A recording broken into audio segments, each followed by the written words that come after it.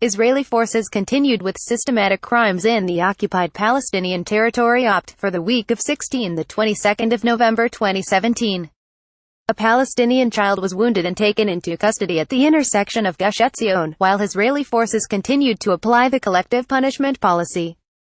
Shooting during the reporting period, Israeli forces wounded a Palestinian child at the intersection of Gush Etzion settlement, south of Bethlehem, and arrested him in the Gaza Strip. They also continued to chase Palestinian fishermen in the sea and open fire at farmers and houses in the border areas. In the West Bank, on the 17th of November 2017, Ezzi al-Din Karaja, 17 from Halhul village, north of Hebron, sustained wounds after being hit with several bullets when Israeli soldiers stationed at the intersection of Gush Etzion settlement, south of Bethlehem, opened fire at him. The Israeli forces claimed that the child attempted to run over a number of settlers, but he was arrested and taken by an Israeli military ambulance to Hadassah Ein Karam Hospital in West Jerusalem. Moreover, pchr could find any local eyewitness to confirm or deny the Israeli claims, especially that this area has recently witnessed normal car accidents, but the Israeli soldiers claimed they were run over attacks. In the same context, Israeli forces continued to use force against the protests organized by Palestinian civilians and international human rights defenders against the annexation wall, confiscation of lands and crimes of settlement expansion. During the reporting period, dozens of Palestinian civilians, international human rights defenders and Israelis organized protests in Nalan and Bilan villages, west of Ramallah, Al-Nabi Saleh village, northwest of the city, and Kafir Kadum village, northeast of Kalkalia, in protest against the annexation wall and settlement activities. Israeli forces forcibly dispersed the protests.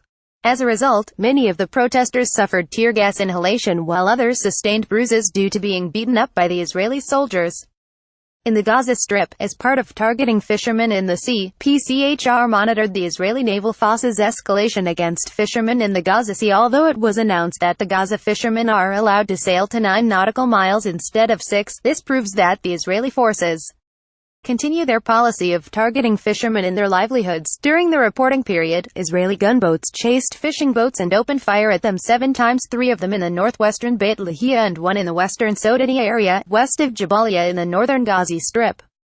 As part of targeting the border areas, on the 18th of November 2017, Israeli soldiers stationed along the border fence between Israel and the Gaza Strip opened fire at the agricultural lands, east of El Karara, east of Khan Yonui. Moreover, they fired flare bombs in the sky, causing fear among civilians. However, no casualties were reported.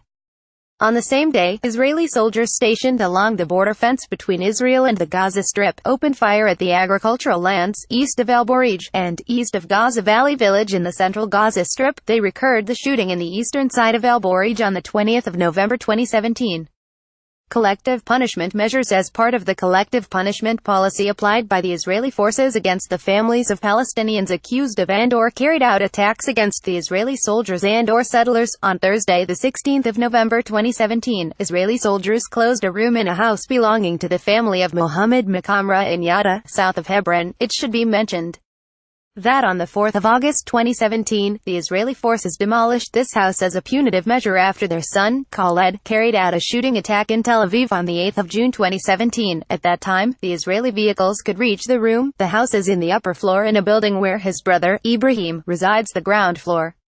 Measures to make a Jewish majority in occupied East Jerusalem. As part of the settlement expansion projects, Israeli forces notified the residents of Pope Mountain Bedouin community near Elizariah village, east of occupied Jerusalem and adjacent to Mal Adumim settlement, to evacuate the houses and leave the area as a preamble to displace them.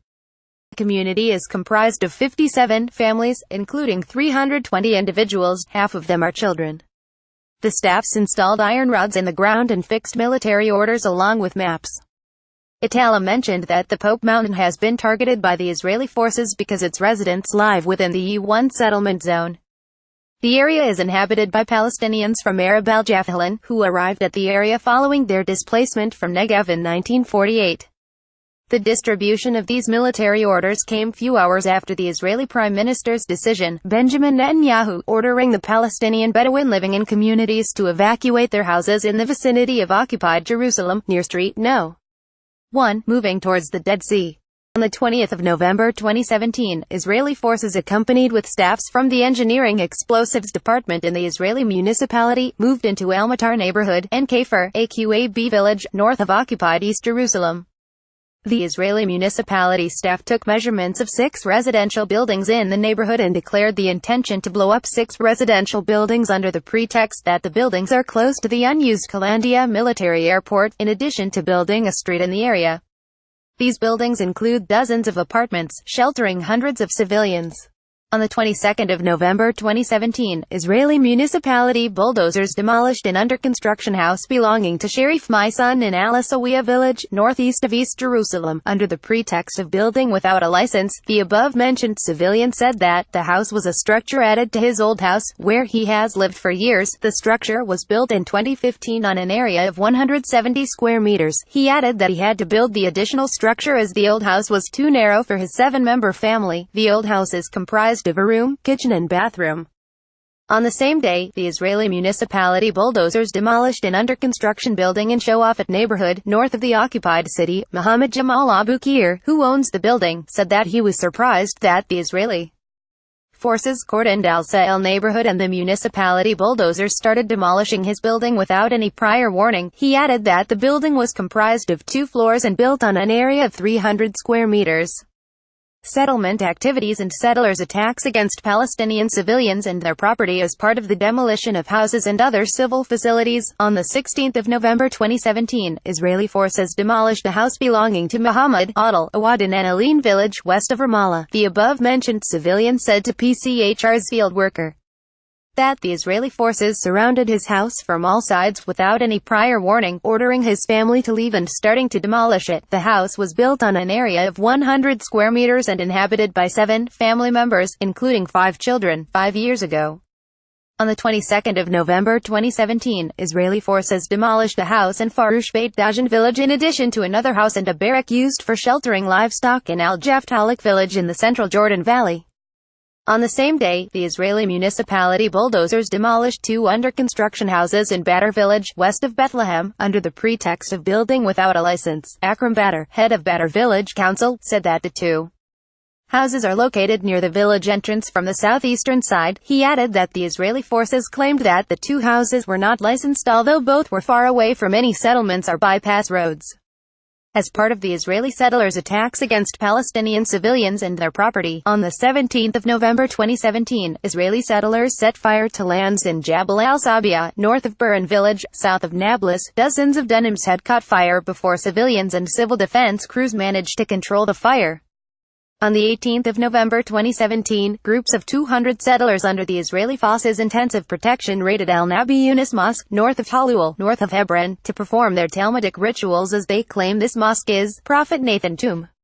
On the same day, a number of settlers living in Kiryat Arbaz settlement established on Palestinian lands confiscated from east of Hebron attacked with stones houses belonging to the families of Al-Mataria and Abu Saifan families near the settlement in Wadi al-Nasara area. As a result, the residents panicked, particularly children and women.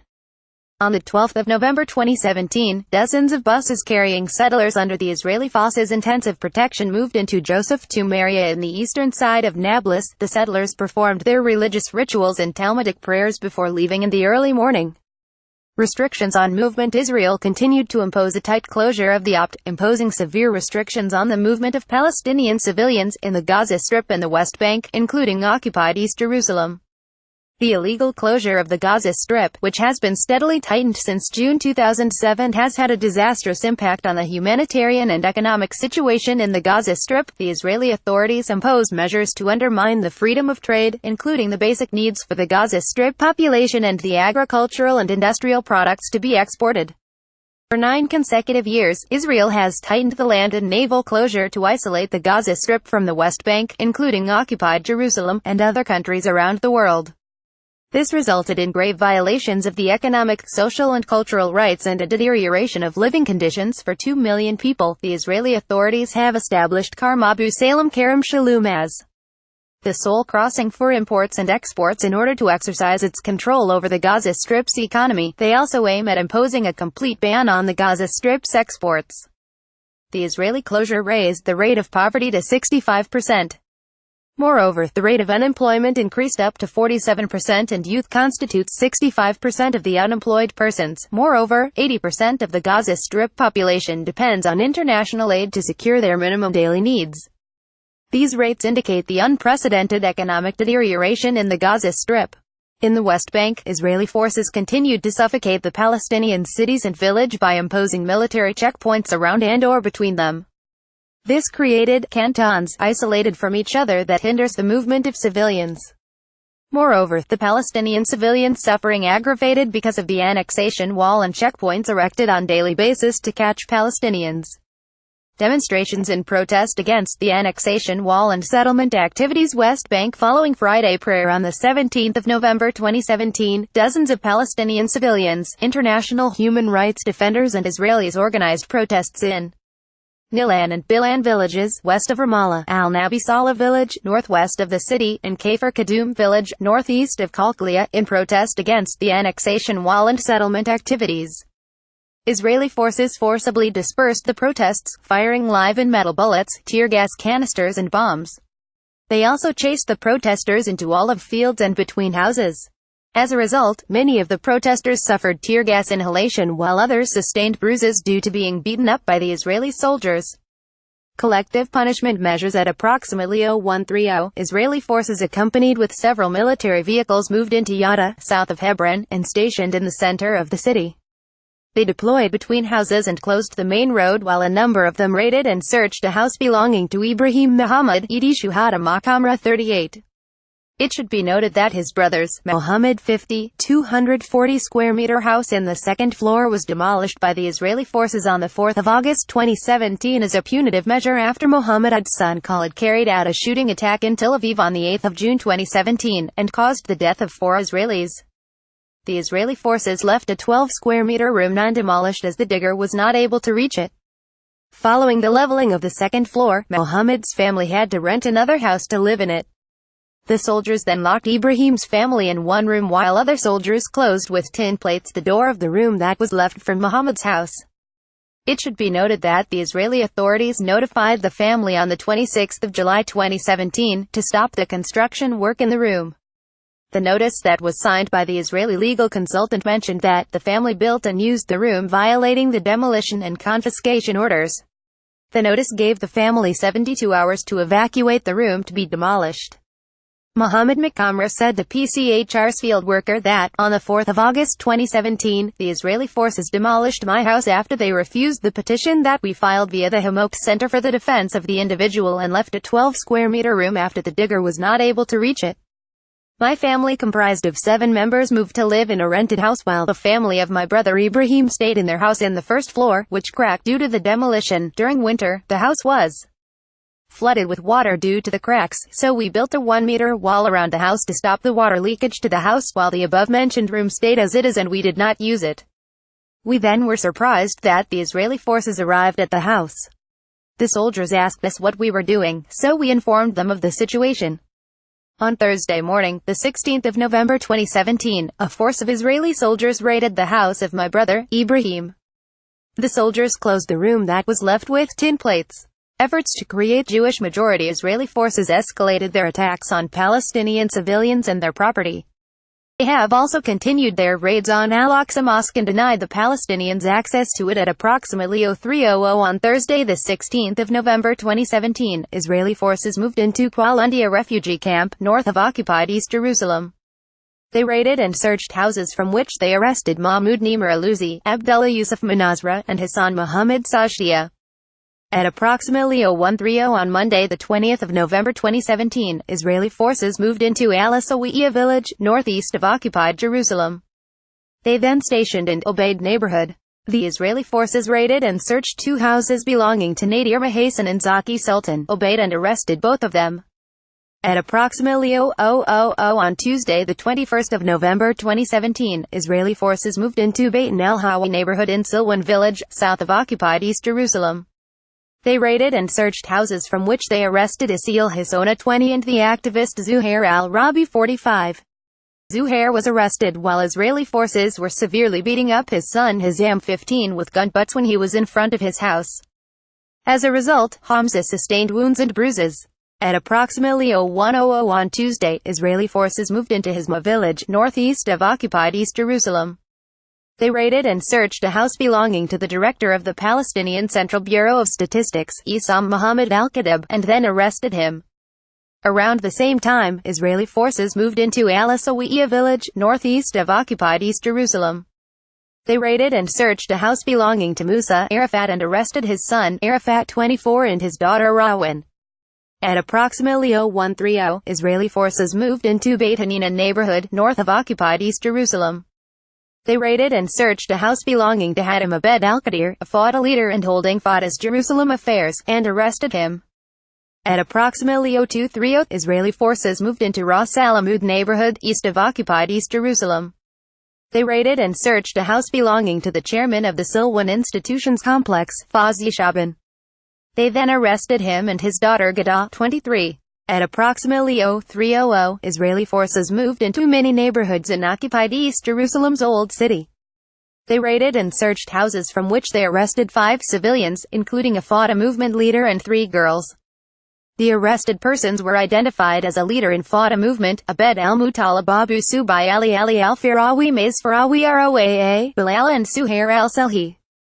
At approximately 07:00, Israeli forces for the second time within few hours moved into Beit Hanina, north of occupied East Jerusalem. They raided and searched a house belonging to Adnan al-Nacha and arrested his daughter Dima, 18. At approximately 06:00 on Monday, the 20th of November 2017, large force of Israeli soldiers accompanied with a staff from the Israeli Municipality Explosive Engineering Unit moved into Matar neighborhood in Kafir, Aqab village, north of occupied East Jerusalem. The Israeli municipality staff took measurements of 6 residential buildings in the neighborhood and declared the intention to blow up 6 residential buildings under the pretext that the buildings are close to the unused Kalandia military airport, in addition to building a street in the area. These buildings include dozens of apartments, sheltering hundreds of civilians. Ahmad Awad, head of Kafir, Aqab municipality, said to pchr's field worker that the Israeli forces moved into Matar neighborhood several times before and engineering crews took measurements of 6 buildings in order to demolish them by the Israeli forces under the pretext of to expand a street. The mayor added that the Israeli forces put marks on the buildings that will be demolished, 4 of which belong to Shuhada and al-Salima families. Raed Hamdan, spokesperson of the Kafir, Aqab municipality, said that one of these buildings is uninhabited and the Israeli forces totally closed it. As for the rest of the buildings, they are inhabited by 80 families of around 300 members. Ayman Romia, one of the inhabitants in Matar neighborhood, said that the families, whose houses threatened to be demolished, their houses, received eviction notices in September 2017, but they did not take it seriously. The inhabitants were surprised 10 days ago with the Israeli Supreme Court's decision, which allows the Israeli municipality to demolish the buildings within a month and a period starts from mid-November to mid-December. Romia added that the Israeli municipality staffs handed eviction notices to the families living in the above-mentioned buildings 5 days before the end of the period set by the court. According to some inhabitants, the Israeli forces intend to expand a street that passes through these buildings, which were built years ago, allowing only private vehicles to travel on it while preventing public buses to pass. At approximately 05:00 on Wednesday, the 22nd of November 2017, Israeli municipality bulldozers demolished an under-construction house belonging to Sharif Muhassin in Al-Asawiya village, northeast of occupied East Jerusalem, under the pretext of non-licensing. Sharif Muhassin said that a large force of Israeli soldiers moved into Al-Asawiya village and then imposed a security cordon. They also provided protection for the bulldozers that demolished the above-mentioned house without a prior warning.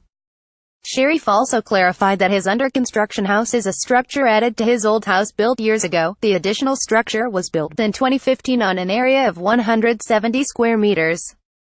He added, "I was forced to build the house because my 7-member family and I live in a house comprised of a room, kitchen and bathroom." He also said that he received a demolition notice in late April and then headed to the Israeli courts, but they insisted to demolish the house. Sharif pointed out that the Israeli court ordered him to self-demolish his house, but he refused. In the same context, the Israeli municipality bulldozers demolished an under-construction residential building belonging to Muhammad Jamal Abu Qudair in Al-Sa'el neighborhood in Shoafat neighborhood, north of occupied East Jerusalem. Mohammed Jamal Abu Qudari said that he was surprised that the Israeli forces cordoned Sahel neighborhood and started demolishing his building without a prior warning as well. He added that his 300-square-meter building was comprised of 2 floors and built 2 months ago so he and his brother could live in. The Israeli forces also severely beat him up.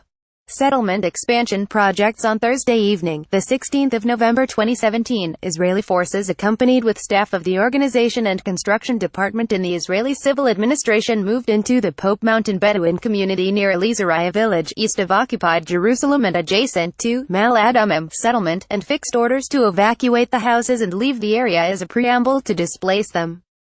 Itala Mazara, head of Services Committee in Pope Mountain Community, said to PCHR's field worker that the community residents, comprised of 57 families, including 320 individuals, half of them are children, were surprised with the civil administration staffs under the Israeli forces protection moving into the area. The staffs installed iron rods in the ground and fixed military orders along with maps. Itala mentioned that the Pope Mountain has been targeted by the Israeli forces because its residents live within the U1 settlement zone. The area is inhabited by Palestinians from Arab al-Jafalin, who arrived at the area following their displacement from Negev in 1948. It should be noted that this order was signed by the military commander of the area on the 1st of November 2017. The order says, after 8 days of issuing this declaration, each owner of property in the area included in this declaration shall evacuate their property according to this order. This order also bans any construction works in the defined area, and no persons are allowed to enter or bring any property to the area for construction works. The distribution of these military orders came few hours after the Israeli Prime Minister's decision, Benjamin Netanyahu, ordering the Palestinian Bedouin living in communities to evacuate their houses in the vicinity of occupied Jerusalem, near Street No. 1, moving towards the Dead Sea. The Israeli media stated that the decision was issued on Thursday at the end of a meeting held between Benjamin Netanyahu and representatives of so-called Jerusalem Perimeter Forum and the Benjamin Regional Council. The Israeli media clarified that the meeting was about the tents and mobile dwellings inhabited by the Palestinian Bedouin in Palestinian areas overlooking Jerusalem between Mal Adumim and Mitzpeh Yericho settlements, which were classified as illegal outposts by the Israeli authorities.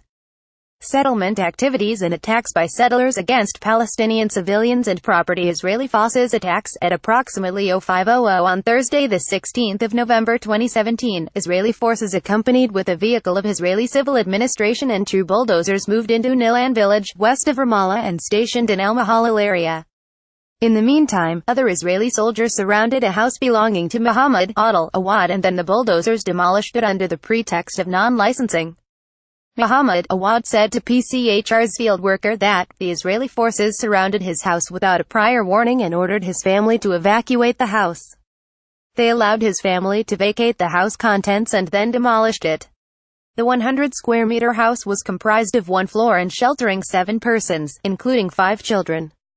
The above-mentioned house was built 3 years ago. At approximately 10:30 on Wednesday the 22nd of November 2017, Israeli forces accompanied with 2 bulldozers moved into the eastern side of Faroush Beit al-Dahan village, east of Nablus. They then demolished a 25-square-meter house belonging to Tawfiq Abed al-Rahim Haj Muhammad. The house was built of tin plates and donated by the European Union (EU). The above-mentioned house was built 7 months ago and sheltered 4 members. Following that, the Israeli forces moved into Jaflik village, north of Jericho. They demolished a 150-square-meter belonging to Rajab Abed. They also demolished a barrack used for breeding livestock belonging to Abu Aaron family under the pretext of non-licensing. On Wednesday, Israeli forces demolished 2 residential houses in Badr village, west of Bethlehem, under the pretext of non-licensing. Akram Badr, head of Badr Village Council, said that the Israeli forces demolished 2 under-construction houses. One of them belongs to Nidal Abdullah. Akram Badr also pointed out that the 2 houses are located near the village entrance from the southeastern side. He also clarified that the Israeli forces claimed that the houses are not licensed although they are far away from any Israeli settlements or bypass roads.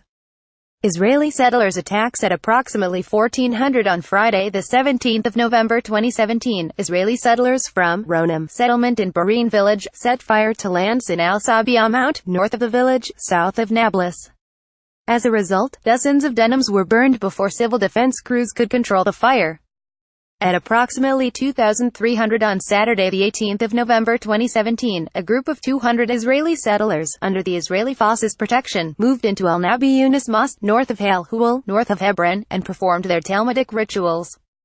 As a result, dozens of Palestinian young men gathered and then threw stones and empty bottles at the Israeli forces.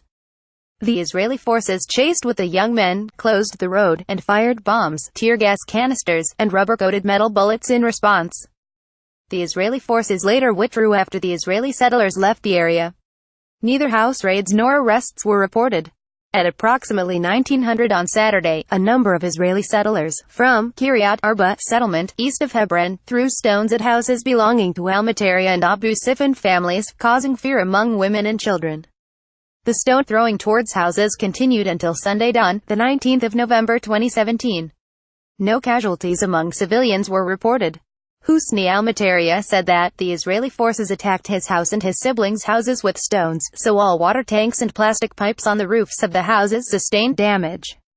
At approximately 0030 on Tuesday, the 12th of November 2017, dozens of buses carrying Israeli settlers, under the Israeli Forces' protection, moved into Joseph's Tomb area, from the eastern side of Nablus. As a result, a group of Palestinian young men gathered in the vicinity of the area, set fire to tires, and set up barriers on Amman Street and around Askar and Balatet el-Balad refugee camps.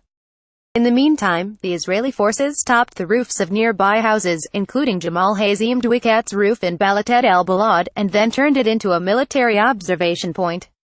Neither casualties nor arrests among civilians were reported. The Israeli settlers performed their religious rituals and Talmudic prayers before their withdrawal. Recommendations to the international community. PCHR warns of the escalating settlement construction in the West Bank, the attempts to legitimize settlement outposts established on Palestinian lands in the West Bank, and the continued summary executions of Palestinian civilians under the pretext that they pose a security threat to the Israeli forces. PCHR reminds the international community that thousands of Palestinian civilians have been rendered homeless and lived in caravans under tragic circumstances due to the latest Israeli offensive on the Gaza Strip that has been under a tight closure for almost 11 years. PCHR welcomes the UN Security Council's Resolution No. 2334, which states that settlements are a blatant violation of the Geneva Conventions and calls upon Israel to stop them and not to recognize any demographic change in the opt since 1967. PCHR hopes this resolution will pave the way for eliminating the settlement crime and bring to justice those responsible for it. PCHR further reiterates that the Gaza Strip and the West Bank, including East Jerusalem, are still under Israeli occupation in spite of Israel's unilateral disengagement plan of 2005. PCHR emphasizes that there is international recognition of Israel's obligation to respect international human rights instruments and international humanitarian law. Israel is bound to apply international human rights law and the law of war, sometimes reciprocally and other times in parallel, in a way that achieves the best protection for civilians and remedy for the victims. PCHR calls upon the international community to respect the Security Council's Resolution No. 2334 and to ensure that Israel respects it as well, in particular Point 5, which obliges Israel not to deal with settlements as if they were part of Israel. PCHR calls upon the ICC in 2017 to open an investigation into Israeli crimes committed in the opt, particularly the settlement crimes and the 2014 offensive on the Gaza Strip. PCHR calls upon the European Union (EU) and all international bodies to boycott settlements and ban working and investing in them in application of their obligations according to international human rights law and international humanitarian law, considering settlements as a war crime. PCHR calls upon the international community to use all available means to allow the Palestinian people to enjoy their right to self-determination through the establishment of the Palestinian state, which was recognized by the UN General Assembly with a vast majority, using all international legal mechanisms, including sanctions, to end the occupation of the State of Palestine. PCHR calls upon the international community and United Nations to take all necessary measures to stop Israeli policies aimed at creating a Jewish demographic majority in Jerusalem and avoiding Palestine from its original inhabitants through deportations and house demolitions as a collective punishment, which violates international humanitarian law, amounting to a crime against humanity. PCHR calls upon the international community to condemn summary executions carried out by Israeli forces against Palestinians and to pressurize Israel to stop them. PCHR calls upon the states parties to the Rome Statute of the ICC to work hard to hold Israeli war criminals accountable. PCHR calls upon the high contracting parties to the Geneva Conventions to fulfill their obligations under Article 1 of the Convention to ensure respect for the Conventions under all circumstances, and under Articles 146 and 147 to search for and prosecute those responsible for committing grave breaches of the Geneva Conventions to ensure justice and remedy for Palestinian victims, especially in light of the almost complete denial of justice for them before the Israeli judiciary. PCHR calls upon the international community to speed up the reconstruction process necessary because of the destruction inflicted by the Israeli offensive on Gaza. PCHR calls for a prompt intervention to compel the Israeli authorities to lift the closure that obstructs the freedom of movement of goods and 1.8 million civilians that experience unprecedented economic, social, political and cultural hardships due to collective punishment policies and retaliatory action against civilians. PCHR calls upon the European Union to apply human rights standards embedded in the EU-Israel Association Agreement and to respect its obligations under the European Convention on Human Rights when dealing with Israel. PCHR calls upon the international community, especially states that import Israeli weapons and military services, to meet their moral and legal responsibility not to allow Israel to use the offensive in Gaza to test new weapons and not accept training services based on the field experience in Gaza in order to avoid turning Palestinian civilians in Gaza into testing objects for Israeli weapons and military tactics. PCHR calls upon the parties to international human rights instruments, especially the International Covenant on Civil and Political Rights ICCPR and the International Covenant on Economic, Social and Cultural Rights ICESCR, to pressurize Israel to comply with its provisions in the opt-in to compel it to incorporate the human rights situation in the opt-in its reports submitted to the relevant committees. PCHR calls upon the EU and international human rights bodies to pressurize the Israeli forces to stop their attacks against Palestinian fishermen and farmers, mainly in the border area. Fully detailed document available at the official website for the Palestinian Center for Human Rights PCHR. Search imemc PCHR.